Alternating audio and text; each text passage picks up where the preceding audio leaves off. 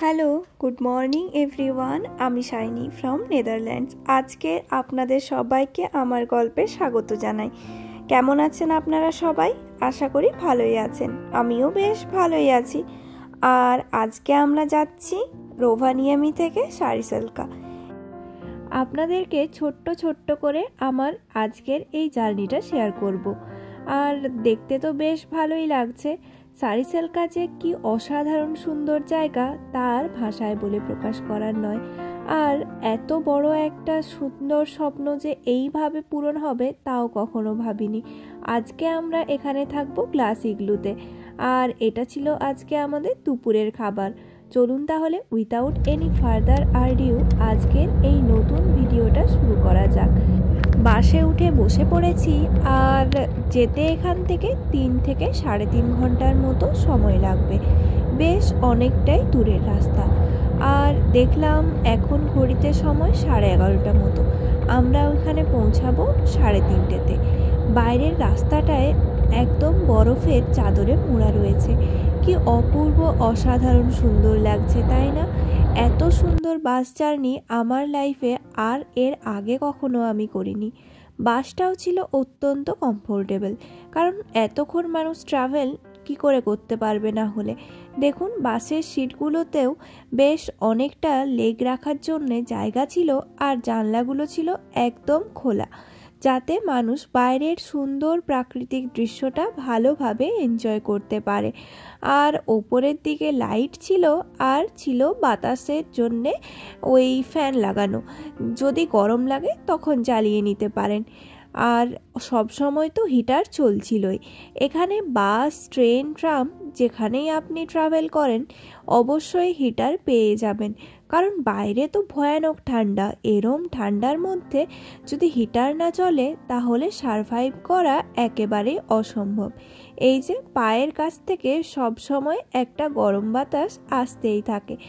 বেশ ভালোভাবে এই সুন্দর জার্নিটা উপলব্ধি করতে করতেই এত ভালো লাগছিল, আর এত সব কথা স্মৃতির পাতায় ভিড় করে আসছিল যে কি বলবো। যেই সব ঘটনা এতদিন মনে মনে ভেবে এসছি, ভাবিনি কখনো যে চোখের সামনে তাকে দেখতে পাবো। এরম দিগন্ত বিস্তৃত মাঠ একদম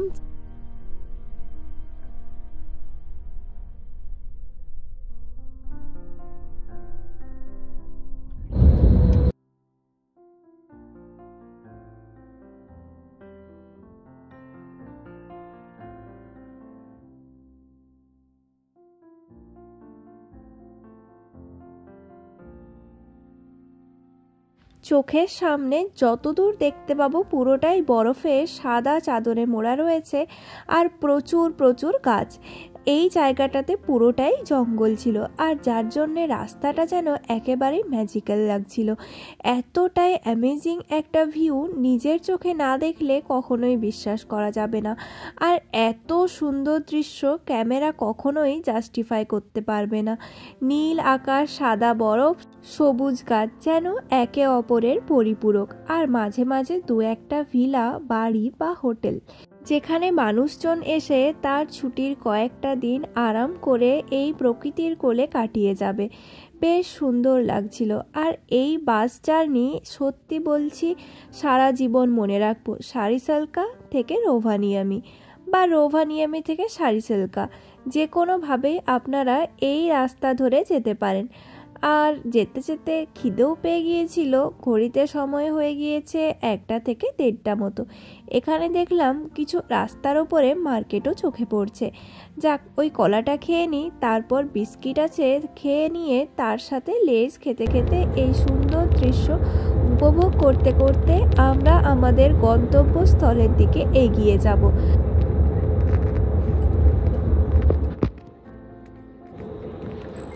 এতক্ষণ খুব একটা রোদের দেখা পাওয়া যাচ্ছিল না, বাট রোভানিয়ামি ছেড়ে বেশ কিছুটা এগিয়ে আসার পরেই দেখলাম এই দিকটাতে তো সুন্দর রোদ উঠেছে, যার জন্যে সব কিছু যেন একদম চকচক করছিল। সব কিছুর শোভা আরও অনেক বেড়ে গিয়েছিল রোদের আলতো ছোঁয়ায়। এই যে ফাঁকা দিগন্ত বিস্তৃত যে সাদা রঙের বরফের চাদরে মোড়া মাঠ দেখতে পাচ্ছেন, এটা আসলে লেক। অনেক দূরের পথ পেরিয়ে আমরা অবশেষে সারিসেলকাতে এসে পৌঁছালাম। আর আজকের আমাদের এই সারিসেলকা আমাদেরকে স্নোফলের মাধ্যমে অভ্যর্থনা জানাচ্ছে। এই বাসটা করে আমরা আসলাম, আর এখানে কিছুজনকে দেখলাম তারা ট্রেকিং করার জন্য এসছে, সাথে ছিল ক্যাম্পিং করার জন্য ক্যাম্প। আমার মনে হচ্ছে চলুন আমরা এরপর তাহলে এই পথ ধরেই আমাদের হোটেলের উদ্দেশ্যে রওনা দিই।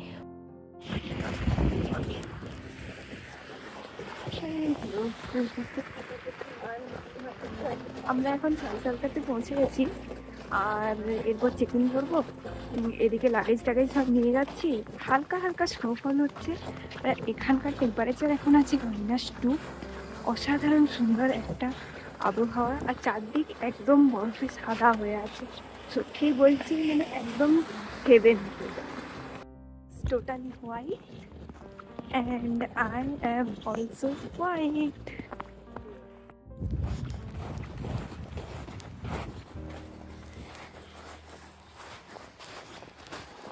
এই বরফের মধ্যে দিয়ে হেঁটে যাচ্ছিলাম, আর 7 মিনিট মতো হাঁটলেই আমরা পৌঁছে যাব হোটেলের রিসেপশনে।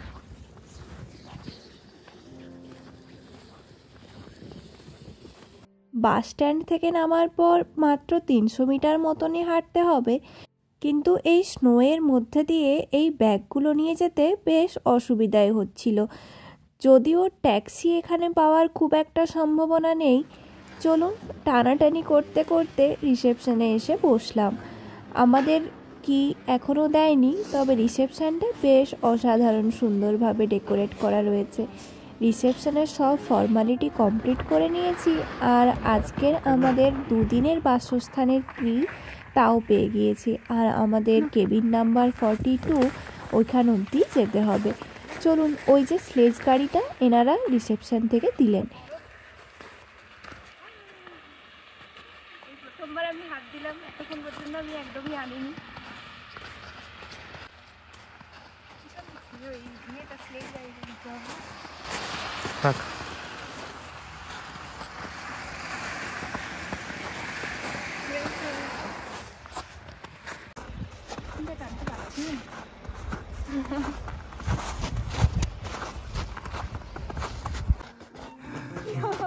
জুতো খুলে যাচ্ছে আমার।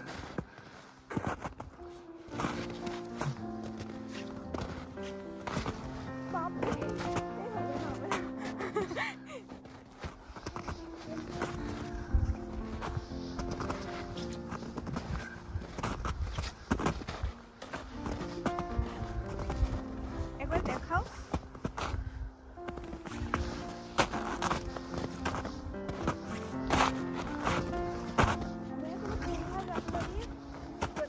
এইটা হচ্ছে রাস্তা। আমরা তো কেউ জানতামই না। আমাদের রুম থেকে এটা হলো ভিউ, আর এত সুন্দর লাগছিল যে ভাষায় আমি সত্যিই প্রকাশ করতে পারবো না। এর সুন্দরতা ব্যাখ্যা করতে গিয়ে আমি আমার ভাষা হারিয়ে ফেলছি। তবে জানি না এত সুন্দর দৃশ্য আর কখনো কোথাও দেখতে পাবো কি না। চলুন এরপর তাহলে রুমে যাওয়া যাক। এই যে রুমটাতে আমাদের কি দিয়ে দিয়েছিল, আর এখানে কি ছিল, ওই চাবি না কিন্তু সেন্সার দেওয়া। রুমটাও বেশ সুন্দর, অনেকটাই স্পেসিয়াস। আর ইগলু যেমন নর্মাল হয় সেটা না, এগুলোকে স্যালেড বলে। যদিও ইগলু টাইপেরই, আর সারিসেলকাতে শুধুমাত্র আপনি এই টাইপের ইগলুই পাবেন। আর যদি আপনি প্রপার যে ইগলু হয় সেগুলোতে থাকতে চান তাহলে ইনারিতে যেতে হবে। এই যে রুমটা, রুম থেকে বাইরের ভিউ তো অসাধারণ সুন্দর। বাইরের টেম্পারেচার -10 হলে হবে কি, রুমের ভেতরটা বেশ কমফোর্টেবল আর গরম। জিনিসপত্র রাখার জন্য ড্রয়ার, ক্যাবিনেট সবই দেওয়া আছে দেখছি।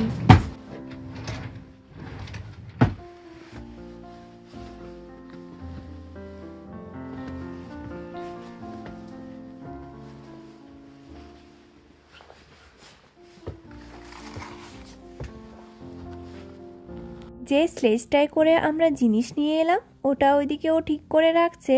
আর এই পুরো রুমটা ছিল কাঠ দিয়ে তৈরি। এখানে সুন্দর একটা ওয়াশরুমও দেওয়া আছে, আর ওয়াশরুমটাও বেশ স্পেসিয়াস ছিল। সুন্দর একটা বড় বেসিন আর বিরাট বড় একটা আয়না দেওয়া আছে। দুদিকে দুটো ল্যাম্প আছে আর সোফা সাথে সেন্টার টেবিল দেওয়া ছিল। এখানে দুদিন তো আরামসে কাটিয়ে দেওয়া যায়। চলুন তাহলে এই ঠান্ডার মধ্যে একটু গরম গরম চা কফি না খেলে আর হচ্ছে না। অনেক ঠান্ডার পর দেখবেন একটু গরম খেতে বেশ ভালোই লাগে। তার জন্য আমি এখানে দেখছিলাম যে এখন কোনটা খাওয়া যায়। দেখলাম ইংলিশ ব্রেকফাস্ট আছে, কফি দেওয়া আছে, লিকুইড কিছু দুধও ছিল। তাহলে একটু ওই ইংলিশ ব্রেকফাস্টই বানিয়ে নিই। গরম জল করার জন্য কেটলিও আছে, কোনো অসুবিধা হবে না।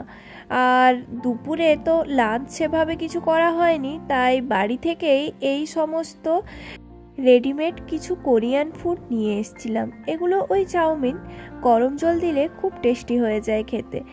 এটাও বানিয়ে নিই, আর তারপর সুন্দরভাবে এই ঠান্ডার মধ্যে গরম গরম নুডলস এনজয় করা যাক। খেতে বেশ টেস্টি ছিল কিন্তু, আর এটা আবার চিকেন ফ্লেভারের ছিল।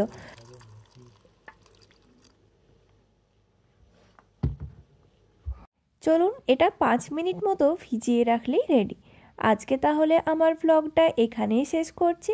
যদি আমার ভিডিও ভালো লাগে প্লিজ লাইক কমেন্ট শেয়ার করবেন, আর ভালো থাকবেন।